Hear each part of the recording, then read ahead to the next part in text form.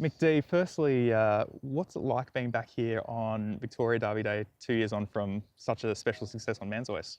Yeah, it's always a pleasure coming back to Derby Day or Cup Week in general. It's always a real buzz, and just driving in, that you got the choppers flying around and the people here, and it's a real buzz walking in, and yeah, it's a pleasure to be competing on a day like Derby Day.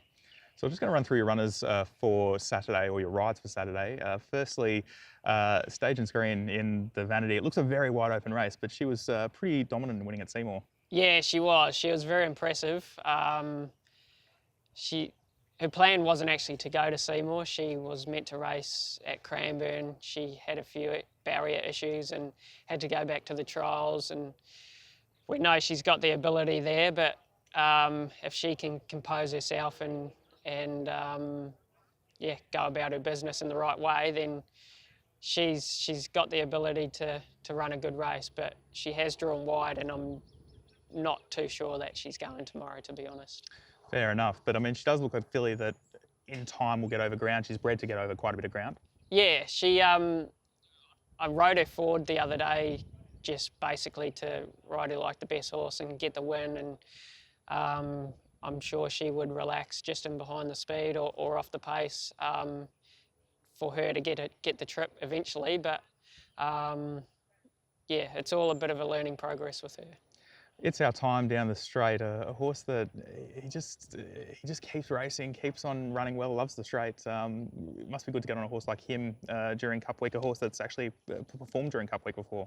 Yeah, I've actually had a bit of luck on him before, up the straight as well. So he's one that can produce his best out of the blue, and hopefully he can do that tomorrow. Age of Kings, you're riding for Chris Waller. I know you said before that you haven't had a ride on him, but I guess always linking up with Waller during Melbourne Cup Carnival, during Cup Week must just be a great memory and a great opportunity. Yeah, it is for sure. It's always, well, he's a trainer you want to ride for, especially Cup Week. He's basically got the best chances. And this horse is looking like he's progressing well. So yeah, it was an improvement run last time, and hoping for an improvement again. Litzdale going around in the Wakeful, lightly raced filly, but again, these done deals once they get up to 2,000 metres and beyond just seem to come into their own. Yeah, well, hoping so. Look, that horse only won at Barnsdale last start, so it's a massive step up. But yeah, look, we're hoping we can sort of get the trip and run out a strong 2,000, and yeah, who knows? Potentially an Oaks filly for the Thursday? Oh. I presume so. I don't know too much what's going on there, to be honest. Just, yeah, I'm lucky enough to pick up the ride tomorrow. Looking at the first of the Group 1s, the Coolmore Stud Stakes, first settler, a horse that really has raced against the best coming through the grades, even his only defeat coming to the favourite in Growing Empire. Yeah, he's horse that's done nothing wrong, really.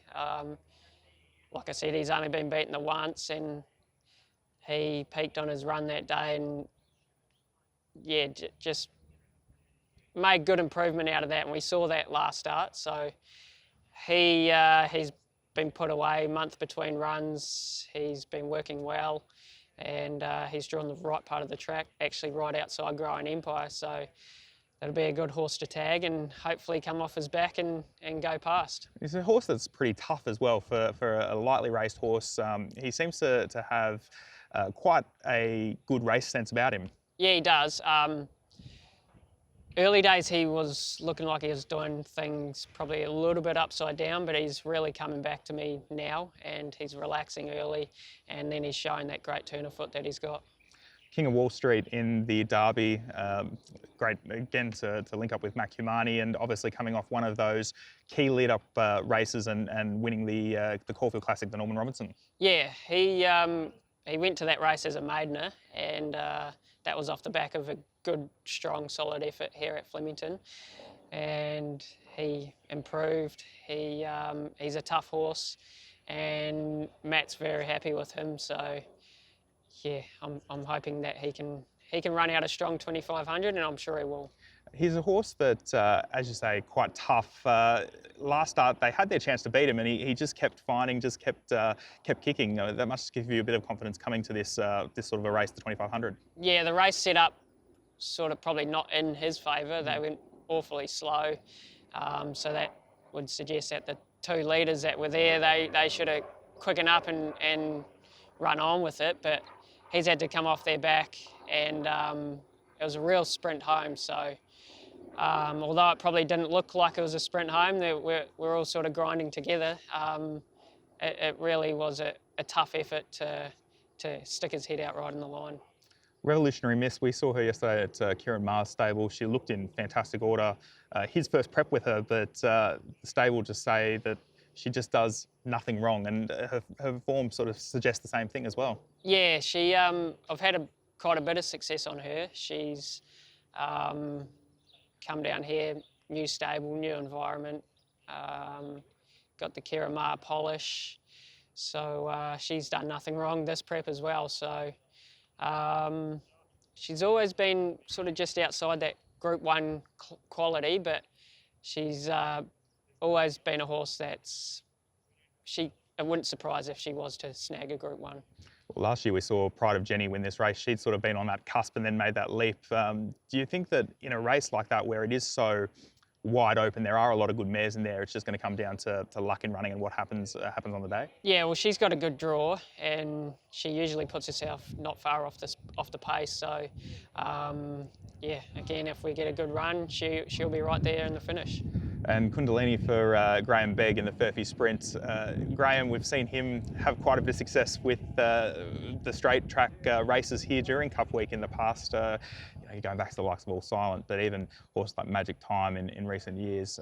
It must be good again to link up with Graham and get a ride on a filly who, again, doesn't really know how to run a bad race. Yeah, she's going super, and she's got blinkers on this time. She is back in trip.